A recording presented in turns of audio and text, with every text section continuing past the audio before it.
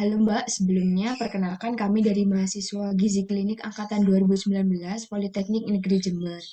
Tujuan kami di sini itu untuk melakukan wawancara pada Mbak mengenai review usaha kreatif yang Mbak dirikan. Sebelumnya apa Mbak berkenan?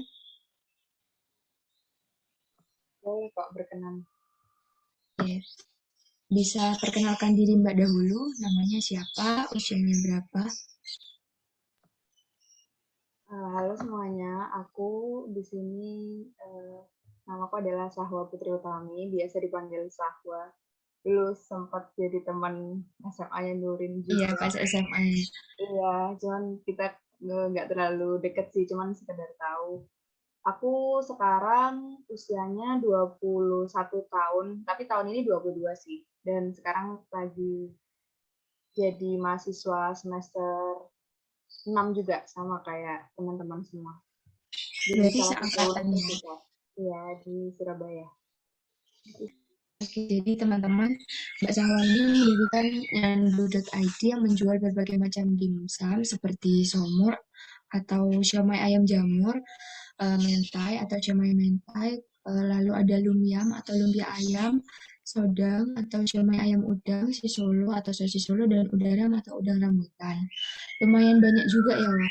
Kalau boleh tahu ini dijual sebagai frozen food aja atau bisa dipesan yang matangnya? Aku lebih fokusnya di frozen food sih. Cuman sebenarnya kadang-kala bisa untuk langsung matang gitu, tapi ada biaya khusus. Gitu sih. Berarti tergantung permintaan juga bisa ya. Iya, Ya, biar nggak lama-lama banyak ini ya. Jadi langsung aja ke pertanyaan. Kamu sejak kapan membangun bisnis ini? aku ini sebenarnya bisnisnya tuh iseng ya. Jadi kayak awal tahun 2020 tuh kan semua di sekolah juga dirumahkan kan. Jadi aku Ya, online. Nah, waktu itu memang masih semester 3 kalau nggak salah ya. Jadi menurutku masih nganggur. Jadi nggak enak aja kalau nggak ada kegiatan. Aku coba jualan lah gitu. Nah, ini sebenarnya kenapa aku bilang ini jualannya iseng? Karena ini bukan tipe-tipe bisnis yang disokong orang tua kayak semua dikasih model kayak gitu. Jadi benar-benar iseng karena aku tahu teman-temanku itu cukup paham bahwa aku orangnya suka masak. Bukan berarti masa masakanku selalu enak, tapi teman-temanku cuman melihat suka aku, gitu. ya memang orangnya suka masak. Jadi begitu aku coba jualan pertama kali, alhamdulillah antusias temanku itu ternyata tinggi, terutama dari teman-teman Iseng-iseng SMA. berhadiah berarti, Wak. Iya, jadi ya, loh kok karena isengnya ini, aku lihat antusiasnya bagus kok, kok apa ya, kok boleh dicoba, akhirnya terus.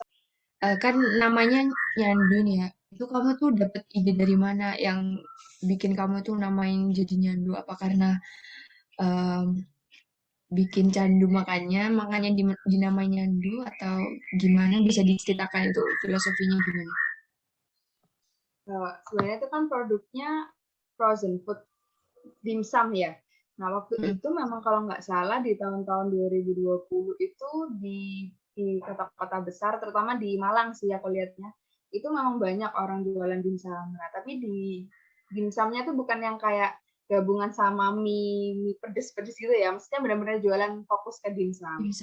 Nah, Mm. aku lihat itu kok di Jember belum ada ya waktu itu ya, waktu pertama kali buka.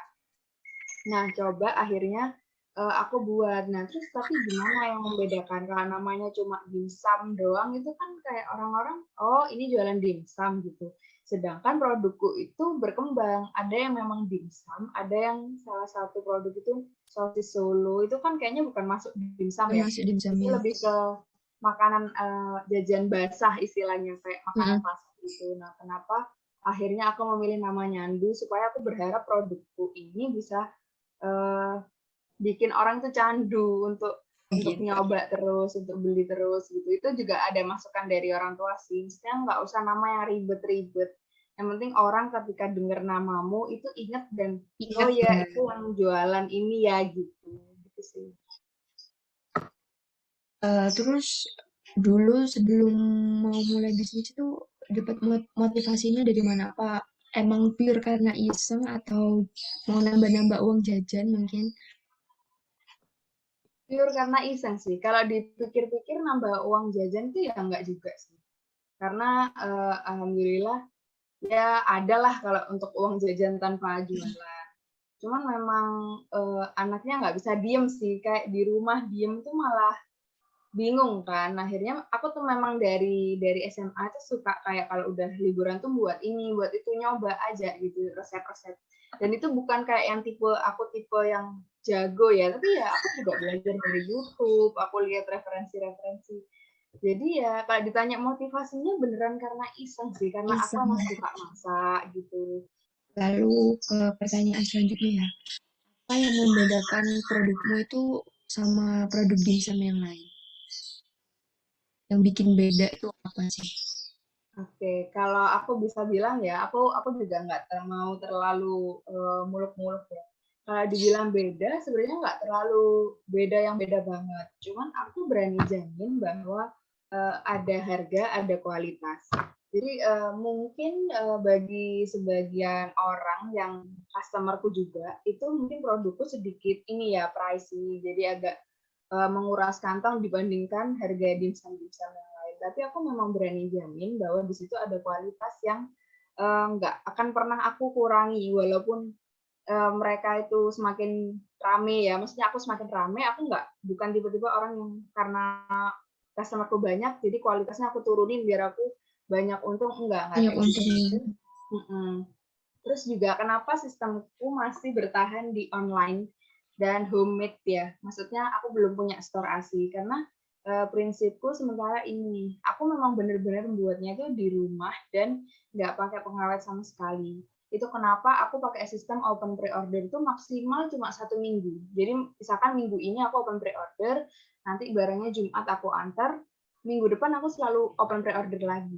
Jadi nggak ada namanya produkku itu bertahan 2 minggu di dalam kulkas, terus aku nunggu customer, nanti kalau ada customer yang mau beli terus aku jual, padahal itu udah 2 minggu di kulkas, itu aku nggak pernah. Selalu maksimal cuma 1 minggu di kulkasku ya, nggak tahu kalau di kulkasnya customer, tapi maksudnya aku selalu menjamin bahwa produkku itu selalu fresh, jadi aku buat berdasarkan pesanan.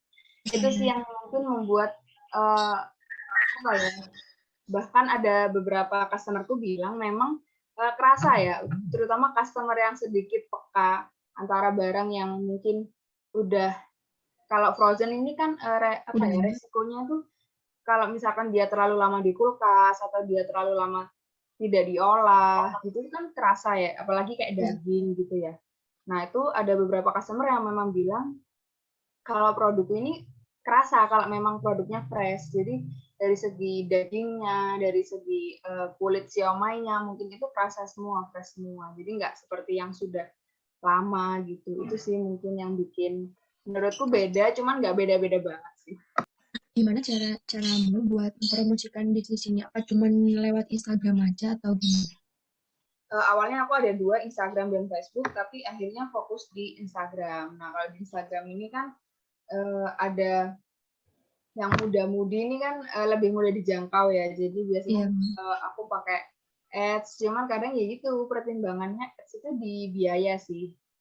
Cuman kalau untuk membantu sedikit-sedikit tuh biasanya aku pakai hashtag di Instagram. Terus Instagram tuh benar-benar aku perhatiin feed-nya supaya lebih menarik karena kayaknya aku lihat kalau anak muda itu sangat ini ya, sangat melihat keestetikan ya. Jadi iya aku benar. benar-benar menata supaya kelihatan menarik gitu sih. Dari segi foto, dari segi desain. Selama kamu buka bisnis ini tuh apa ada pengalaman pahit yang kamu rasakan? Kalau boleh tahu bisa diceritakan.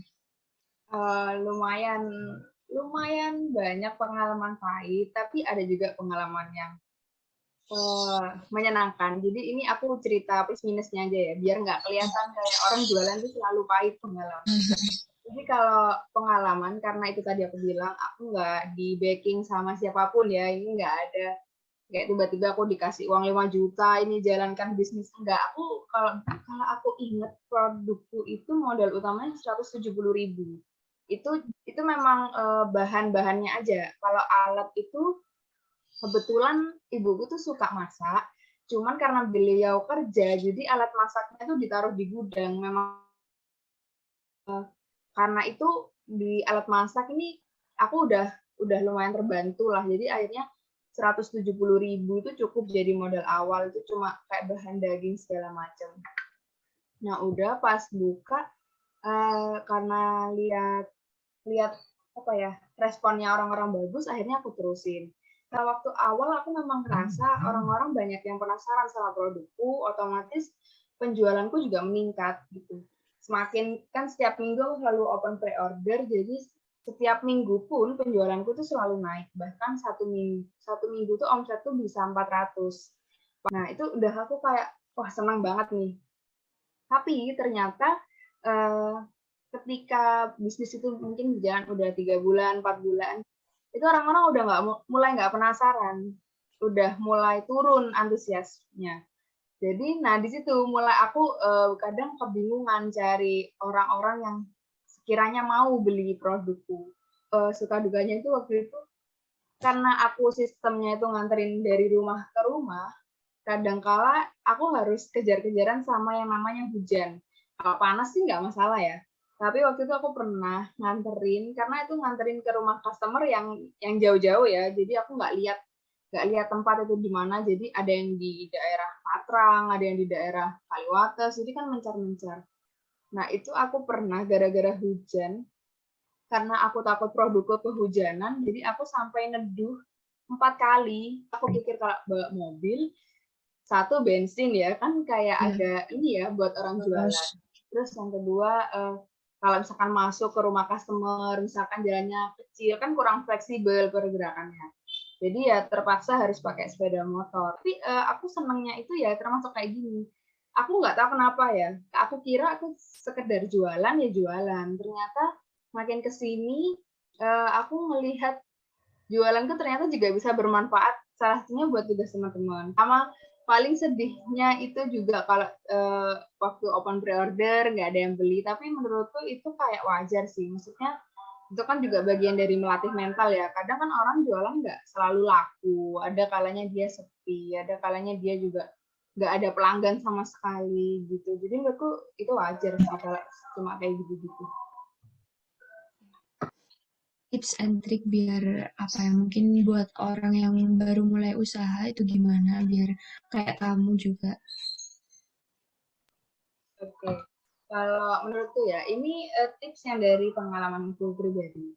Pertama, boleh kayak bondo nekat istilahnya kayak iseng kayak aku boleh, tapi tetap harus ada persiapan.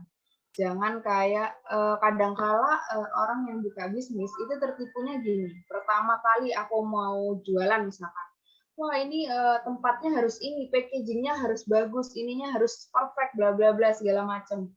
Nah, tapi dia yang lupa dipikir adalah perputaran modal. Nah, kadangkala di awal modalnya terlalu besar, jadi perputaran modalnya lama, akhirnya kualitasnya diturunin. Itu yang aku sering banget ketahuan gitu. Nah, sementara kalau aku jujur ya dari awal memang aku modalnya tuh minim dan packagingnya juga minim. Dari segi penampilan aku nggak menang kayaknya kalau dibandingkan orang jualan dimsum yang lain. Tapi memang hanya bertahan 2 minggu, nanti packagingnya aku explore lagi gimana bagusnya, sampai aku akhirnya bisa buat packaging khusus vakum, bisa dikirim keluar kota, itu juga bertahap gitu. Kadang-kala orang memang tertipu di situ, terutama kan anak-anak muda. Terus kalau misalkan jualan, di awal tuh semangat, mesti banyak teman-temannya kepo sama jualannya, banyak teman-teman yang beli sama jualannya, itu happy, jelas itu mana ada penjual nggak happy waktu jualannya laku. Tapi jangan lupa bahwasanya ketika mereka udah nggak penasaran, justru itu tantangannya sebenarnya keluar sebagai orang yang punya bisnis tuh di situ. Jadi aku bisa bertahan 2 tahun ini karena aku selalu mikir pasti adalah jalannya. Jadi kayak aku nggak bilang bisnisku tutup ya, tapi aku bilang bisnisku tuh vakum sementara. Tapi kalau memang kayak waktu kemarin temanku minta bantuan sampai dia pesen 30 piece dikirim ke luar kota, itu aku tetap welcome gitu. Karena menurutku rezeki itu ada aja sih. kayak nggak mungkin, kecuali kayak kita nggak mau berusaha ya. Kalau kita nggak mau berusaha kayak ya udahlah terserah, laku nggak laku, ya itu terserah. Tapi kalau kayak aku mikirnya, aku kadang masih sering lihat-lihat Instagram, sering-sering lihat gimana sih orang-orang sekarang sukanya itu apa gitu, sering-sering explore itu kayaknya masih bisa sih. Itu sih kalau tipsku. Pokok jangan ini ya, jangan terlalu perfect, jangan terlalu cepat puas. Bersyukur beda sama cepat puas ya. Aku bersyukur waktu awal jualan tuh keuntunganku seminggu 400, aku bersyukur banget, senang banget ya pastinya. Tapi jangan cepat puas, jangan terus kayak ya udah pasti besok ada yang beli. Karena jujur ya, waktu dulu aku awal mikirnya pasti rame nih. Waktu aku open pre-order pasti rame nih, pasti ada yang beli. Ternyata enggak. Ternyata bahkan cuma satu yang beli. Nah, satu pun itu kalau dihitung-hitung sama uang produksi, sama dana produksiku itu ya nggak nutup, akhirnya aku rugi. Nah, jadi itu jangan jangan cepat puas dan pinter-pinter putar ini sih, putar strategi, putar otak. Memang pusing. Kayak mikirnya kadang, oh produkku kok udah nggak laku ya gitu. Tapi memang mentalnya di situ yang dilatih. Kadang-kala kan orang mikirnya, ya udahlah nggak laku berhenti aja. Ya kalau mikir kayak gitu, kayaknya semua nggak ada yang bikin bisnis sih. Karena kan kadang orang-orang mikirnya udah wirausaha aja daripada jadi pegawai. Kenyataannya nggak segampang itu wirausaha. Jadi mentalnya lebih dibentuk. Makasih ya sebelumnya udah meluangkan waktunya di minggu ini buat wawancara. Semoga bisnis dimsumnya lancar terus ya, Wak. Dan untuk teman-teman yang pengen nyobain juga bisa cek IG-nya nyanyi.id. Amin, makasih ya. Terima kasih ya, Wak. Ya, aku juga makasih ya teman-teman udah dikasih kesempatan buat sharing-sharing. Sebenarnya aku yakin banyak yang lebih sukses dari aku di usia muda segini bisnisnya. Cuman aku nggak tahu kenapa teman-teman mau wawancara sama aku, tapi tetap aku hargain dan aku jawab sebisa. Terima kasih teman-teman. Ya, makasih.